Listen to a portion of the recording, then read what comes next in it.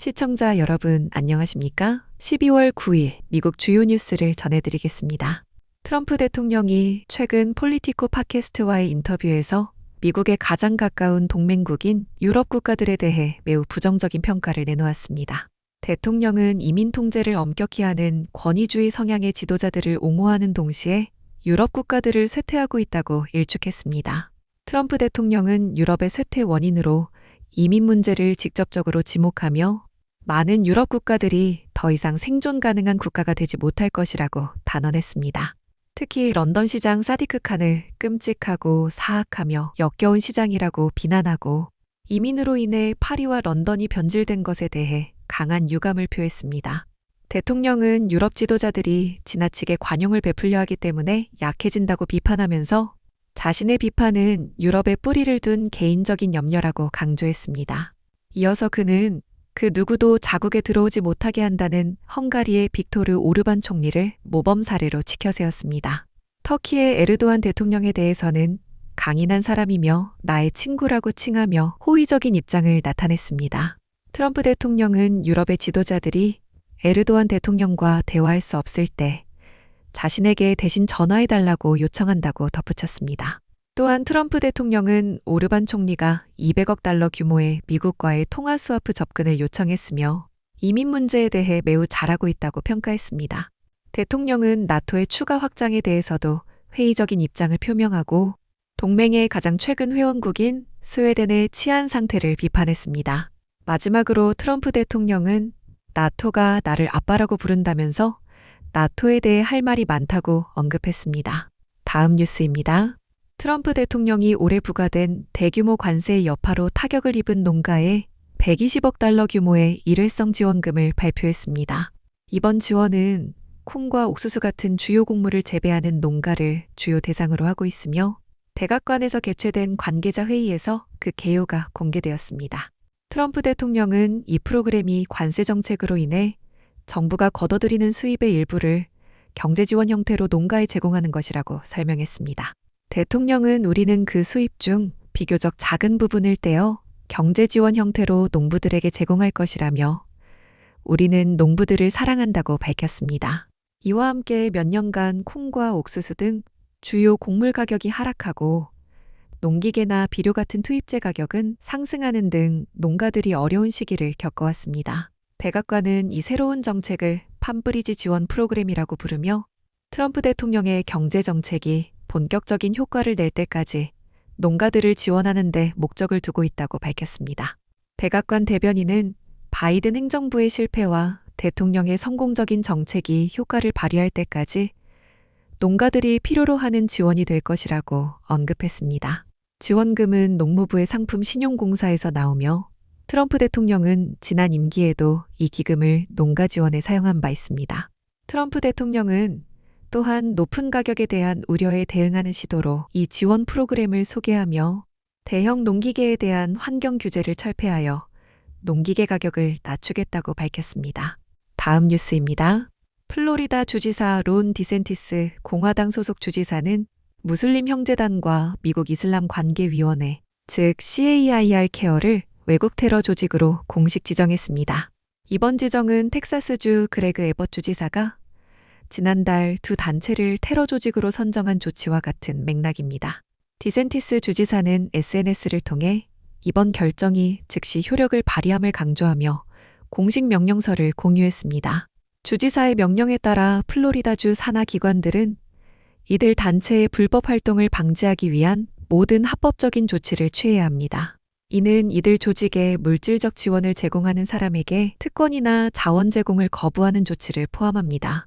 주 정부는 명령서에서 케어는 무슬림 형제단과 연관된 인물들에 의해 설립되었고 무슬림 형제단은 하마스와 10월 7일 이스라엘 공격과 연결되어 있다고 적시했습니다. 하지만 케어 측은 성명을 통해 하마스 및 무슬림 형제단과의 연관성을 부인하고 디센티스 주지사가 근거 없는 비방으로 명예를 훼손하는 위헌적 명령에 서명했다고 강하게 비난했습니다. 또한 케어는 이미 텍사스주를 상대로 소송을 제기한 것처럼 플로리다주 행정부를 상대로도 즉시 소송을 제기할 것임을 밝혔습니다.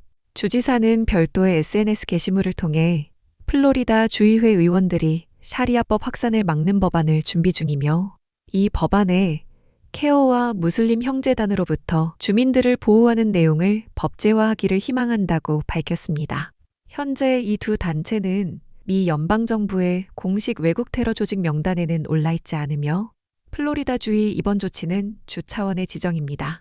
플로리다 법무장관 제임스 우트마이어는 이 중요한 행정명령에 감사를 표하며 주지사를 적극 지원할 준비가 되어 있음을 밝혔습니다.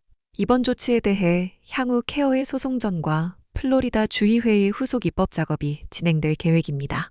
다음 뉴스입니다. 호주가 세계 최초로 16세 미만 청소년의 SNS 계정 접근을 차단하는 전면 금지 조치를 단행하며 큰 파장을 일으키고 있습니다.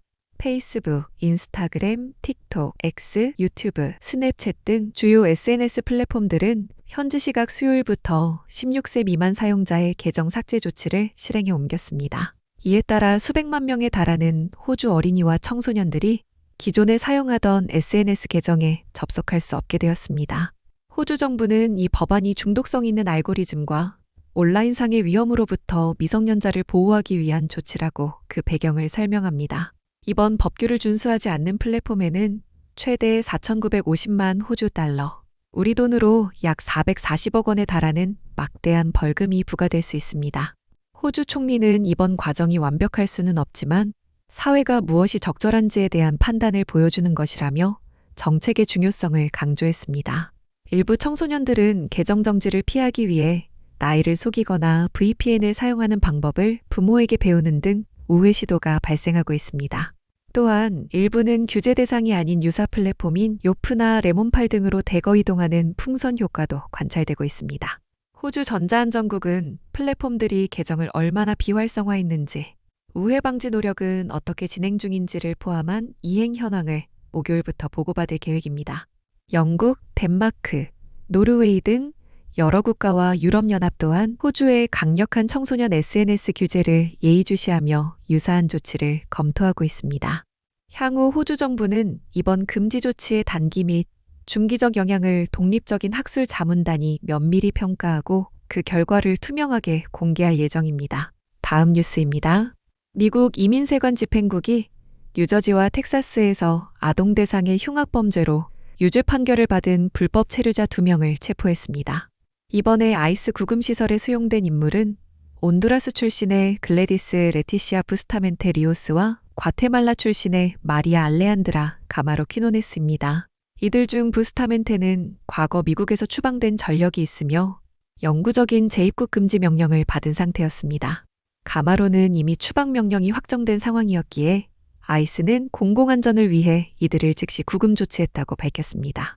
토드 엠 라이언스 아이스 국장은 이들 불법 체류 범죄자들은 우리 사회에서 가장 취약한 구성원인 무고한 아이들을 희생시켰다고 지적했습니다. 부스타멘테는 1997년 불법 입국 후 폭행 및 가정범죄로 기소되어 5년형을 선고받았으며 1999년에 추방되었음에도 불법적으로 재입국하여 중범죄를 저지른 상황입니다. 아이스 단속반은 지난 11월 9일 부스타멘테를 거주지 근처에서 체포했으며 그녀는 추방대기 상태로 아이스 구금시설에 남아 있습니다. 가마로는 합법적인 방문 비자로 입국했으나 체류 기간이 만료된 후 출국하지 않았고 2013년 뉴저지에서 절도 혐의로 체포되면서 아이스의 관리를 받기 시작했습니다. 지난 2025년 4월 1일 매사추세츠주에서 이민 판사에 의해 그녀에 대한 추방 명령이 최종적으로 내려졌습니다. 아이스는 11월 10일 텍사스주 그레이엄에서 가마로를 체포했으며 그녀는 아동방치 및 유기 사건으로 재판이 연기된 후 보호관찰에 출두하던 중이었습니다. 아이스는 이들 범죄자들이 다시는 범죄를 저지르지 못하도록 위험한 불법 체류자들을 제거하는 임무를 계속 수행할 것임을 밝혔습니다. 마지막 뉴스입니다. 지난 2024년 12월 로열 캐리비안 크루즈 선상에서 35세 남성이 사망한 사건에 대해 유족이 선사의 과도한 음주 제공과 과잉 진압의 책임을 물어 소송을 제기했습니다. 당시 크루즈에 탑승했던 마이클 버질의 유족은 선원들이 그에게 33잔의 술을 제공한 후 과도한 물리력을 사용하여 사망에 이르게 했다고 주장합니다. 이번 소송은 사망 진단이 부검 결과 살인으로 판명된 지 7개월 만에 미국 플로리다 남부지방 법원에 제기된 것입니다. 소장에 따르면 버질은 선상바에서 혼자 기다리던 중 승무원들이 단 몇 시간 만에 최소 33잔의 주류를 제공하여 만취 상태에 빠졌습니다. 이후 버질이 객실을 찾으려던 중 난동을 부리자 보안 요원과 승무원들이 버질을 진압하는 과정에서 몸을 압박하여 움직임을 멈추게 한 것으로 알려졌습니다. 소송은 선원들이 선장의 지시에 따라 버질에게 진정제인 할로페리도를 주사하고 최루액 3통을 사용했다고 주장하며 이러한 조치가 저산소증과 심폐정지를 유발했다고 보고 있습니다. 검시관은 사망 원인을 기계적 질식, 비만, 심장 비대, 그리고 에탄올 중독의 복합적 영향으로 결론지었으며 사망 당시 선상 보안 요원들의 몸압박과 알코올 섭취가 관련되어 있다고 판정했습니다. 유족들은 크루즈 선사가 승객의 안전보다 이익을 우선시하며 승무원의 고용과 훈련, 감독을 소홀히 했다는 점을 지적했습니다. 유족은 이번 소송을 통해 해상 사망법에 따른 지원금, 유산, 과거 및 미래소득 손실 등 손해배상을 요구하며 업계의 운영 방식에 근본적인 변화를 촉구하고 있습니다. 로열 캐리비안 측은 현재 계류 중인 소송에 대해서는 구체적인 언급을 피하며 승객의 사망에 슬픔을 표하며 당국의 조사에 협력했다는 입장을 밝혔습니다. 이상으로 오늘의 뉴스를 마칩니다. 시청해주셔서 감사합니다.